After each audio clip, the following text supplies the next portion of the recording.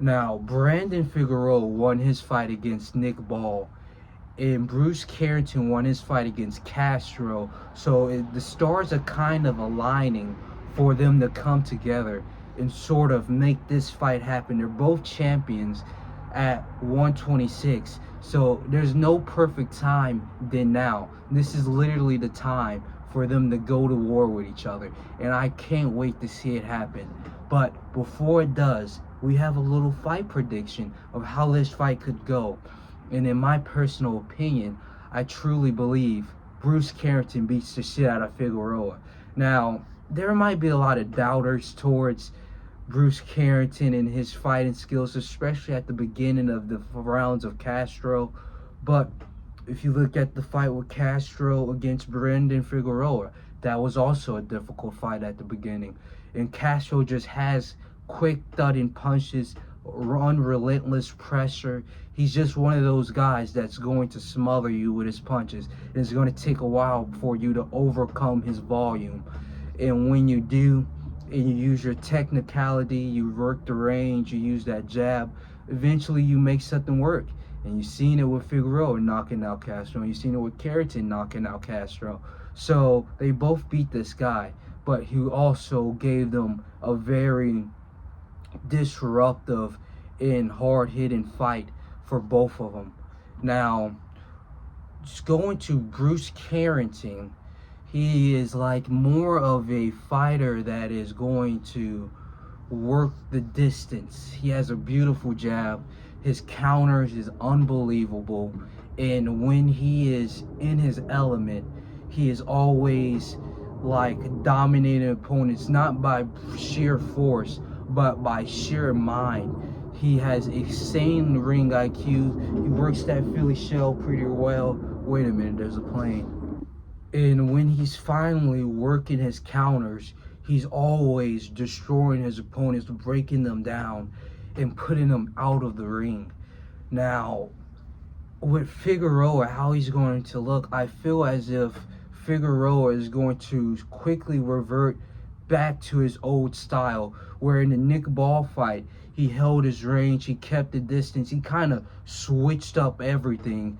And when he's usually a fighter that's smothering his opponent, smothering his punches, and he's always right in front of you, literally right in front of you, going toe to toe to toe, and in the pocket, in the range, never using his height advantage, never using his arm reach. And if he did that in the Nick Ball fight, he probably would have got knocked out. But since he completely changed his entire fighting style, he won and knocked out Nick Ball. But when he is doing and reverting back to his original style, I don't know if he would have won that fight.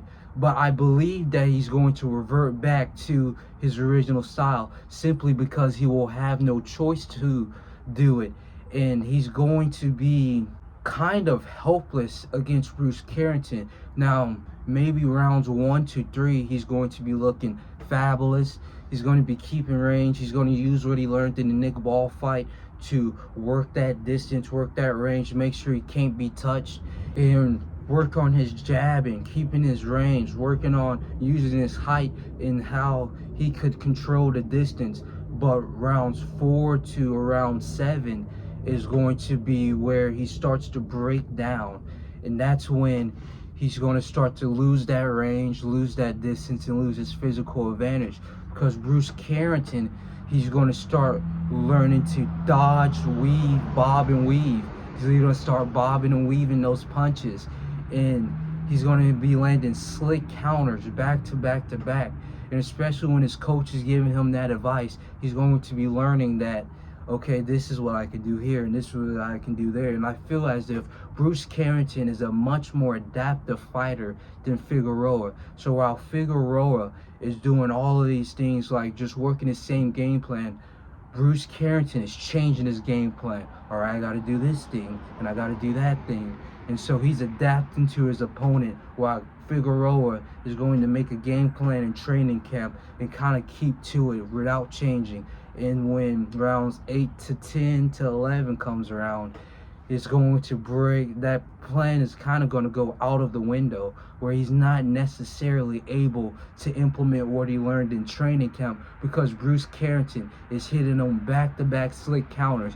And around this time, actually, I feel as if he's going to actually start leading the interactions, leading the action, pushing all of the activity in the fight to the point where Figueroa isn't able to get anything off of him. And he's going to be left with just getting hit over and hit over and hit over. But it's going to come to a point, 11th and 12th round. This is where I think Bruce Carrington is going to be his most dominant. What's going to happen is he's going to literally get punched out of the ring. It might happen, I don't know. I feel like he's going to get knocked out, dropped, and everything in the rounds of 11 and 12. And I can't wait to see it happen. And it's going to be a beautiful fight, a chaotic fight in the beginning rounds where they're trading shots back to back. And then 6 to 12 is going to switch to Bruce Carrington's favor. And when he's doing that, when he's in his element, when he's in that zone, nothing's going to be able to stop Bruce Carrington. Figueroa is going to be landing no punches. He's just getting hit back to back to back to back. And eventually, 12th and 11th round, he's going to be knocked out the ring. Literally. Maybe be punched out the ring like he did with Figueroa. No, like he did with Nick Ball. Hopefully.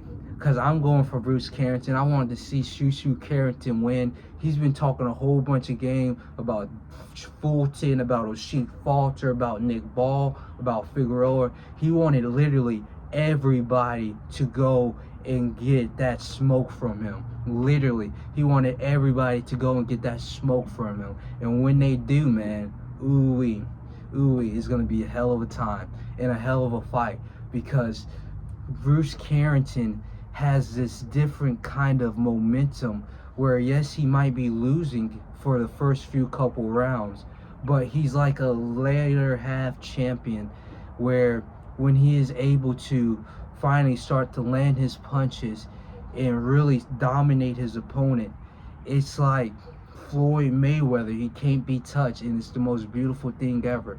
So we'll see what happens with this fight. I can't wait to see it be made. It has to be made. A unification fight between Bruce Carrington and Figueroa. It has to be made. Both champions, it has to be made.